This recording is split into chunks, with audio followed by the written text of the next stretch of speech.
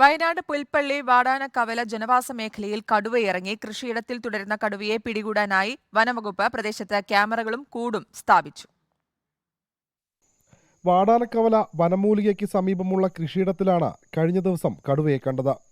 പ്രദേശവാസിയായ കൂവപ്ലാക്കൽ ബിജുവും ഭാര്യ സ്വപ്നയും വീട്ടുമുറ്റത്ത് ജോലി ചെയ്യുന്നതിനിടെയാണ് കാട്ടുപന്നിയെ ഓടിച്ചുകൊണ്ട് കടുവ മുന്നിലെത്തിയത്. ഒരു പന്നി ഓടി വന്നിരുന്നു.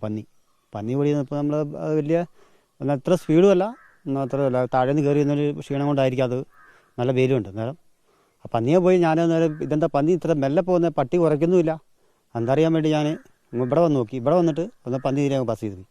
ഞാൻ അവിടം വരെ എത്തിയുള്ളൂ. താഴെ എത്തിയിട്ട് ഞാൻ അങ്ങോട്ട് ഒന്നുകൂടി നോക്കുമ്പോൾ ഉണ്ട് അവിടെ കടുവ. പിന്നെ ഒന്നും പറയണ്ടല്ലോ, വലിയത് വിറയ്ക്കുമായിരുന്നു. സമീപത്തെ കൃഷിയിടത്തിൽ മണിക്കൂറുകളോളം നാട്ടുകാർ കടുവയെ കണ്ടു. പ്രദേശവാസികൾ വിവരമറിയിച്ചതിനെ തുടർന്ന് വനംവകുപ്പ് ക്യാമറകളും കൂടും സ്ഥാപിച്ചു. പ്രദേശത്ത് വനംവകുപ്പ് ജീവനക്കാർ ക്യാമ്പ് ചെയ്യുന്നുണ്ട്.